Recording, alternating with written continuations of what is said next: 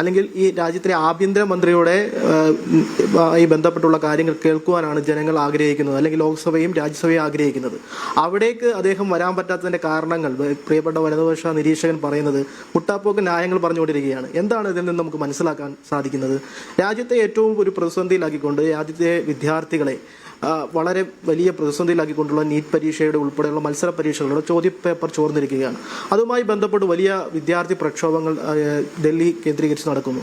ആ വിദ്യാർത്ഥി സമരങ്ങളെ പോലീസ് നരനായായിട്ട് നടത്തിക്കൊണ്ട് അതിനെ അഭിമുഖീകരിക്കുകയാണ്. അവിടെ നടന്നിട്ടുള്ള പെല്ലറ്റ് ഗൺ പ്രയോഗം ഉൾപ്പെടെ അവിടുത്തെ വിദ്യാർത്ഥികൾക്ക് കാഴ്ചശക്തി നഷ്ടപ്പെട്ടത് ഉൾപ്പെടെയുള്ള കാര്യങ്ങൾ ഇന്നും നമ്മുടെ മനസ്സാക്ഷിയുടെ മുന്നിൽ നിൽക്കുകയാണ്. ആരോടാണ് ഇവർ ആക്രമണം നടത്തിയിട്ടുള്ളത്? നമ്മുടെ രാജ്യത്തിൻ്റെ ഭാവി വാഗ്ദാനങ്ങളായ വിദ്യാർത്ഥി സമൂഹത്തിനോടാണ് അത്രയും വലിയ ക്രൂരത നടത്തിയിട്ടുള്ളത്.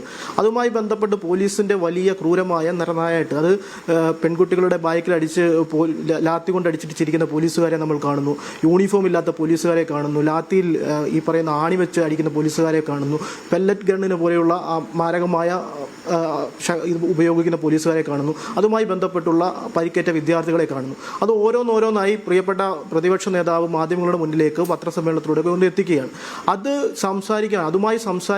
അതുമായി ബന്ധപ്പെട്ടുള്ള കാര്യങ്ങൾ പറയുവാൻ രാജ്യത്തിൻ്റെ ആഭ്യന്തരമന്ത്രിക്ക് സാധിക്കത്തില്ലെങ്കിൽ അദ്ദേഹം എന്തിനാണ് ആ പോസ്റ്റ് ഇരിക്കുന്നത് എന്ന് നമ്മൾ ചോദിച്ചു പോകും. കാരണം ഇതൊന്നും അല്ലായിരുന്നല്ലോ അമിത്ഷായെ സംബന്ധിച്ച് ഈ പറയുന്ന സൈബർ ലോകങ്ങൾ, അതായത് ഈ BJP-യുമായി ബന്ധപ്പെട്ടുള്ള ആളുകൾ പറഞ്ഞുകൊണ്ടിരുന്നത് എന്താണ്, രാഷ്ട്രീയത്തിലെ ചാണക്യൻ,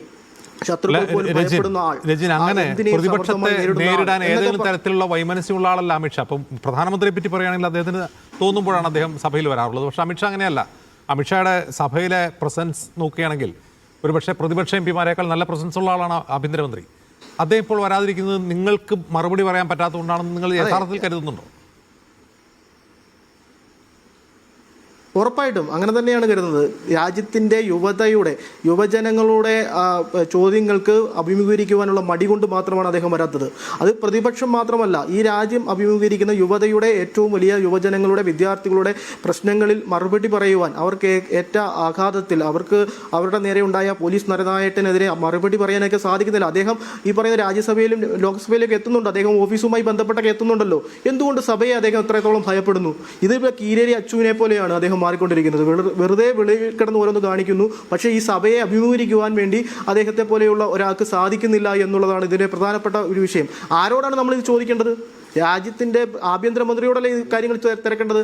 അതിനെപ്പറ്റിയുള്ള മറുപടി നൽകേണ്ട ആരാണ്? രാജ്യത്തിൻ്റെ ആഭ്യന്തരമന്ത്രിയല്ലേ, അല്ലാതെ BJP-യുടെ ദേശീയ അധ്യക്ഷനോടോ അല്ലെങ്കിൽ BJP-യുമായി ബന്ധപ്പെട്ട ആളുകളോടോ അല്ലല്ലോ. അവർ പറയാൻ പറ്റത്തില്ല, അവർക്ക് സാധിക്കത്തില്ല, അഭിമുഖീകരിക്കാൻ പറ്റത്തില്ല എന്ന് പറയുന്നത്. ഇത് ജനാധിപത്യ പ്രക്രിയയോടുകൂടി തെരഞ്ഞെടുത്ത് വന്നിട്ടുള്ള ജനാധിപത്യത്തിൻ്റെ ശ്രീകോവിലായ രാജ്യസഭയും ലോക്സഭയും. മുമ്പ് നമ്മൾ പ്രധാനമന്ത്രിമാരെ കണ്ടിട്ടുണ്ട്, ആഭ്യന്തരമന്ത്രിമാരെ കണ്ടിട്ടുണ്ട്, രാജ്യത്തിലെ എത്രയോ മന്ത്രിമാരെ കണ്ടിട്ടുള്ള ആളുകളാണ് നമുക്ക്. ഏതെങ്കിലും രാജ്യത്തിൻ്റെ മന്ത്രിമാർ ഇതുപോലെ ഇത്രയും ദിവസം രാജ്യത്തിന് രാജ്യസഭയിലും ലോക്സഭയിലും വരാതിരുന്നിട്ടുള്ള ചരിത്രം ഇന്ത്യ മഹാരാജ്യത്തുണ്ടായിട്ടുണ്ടോ?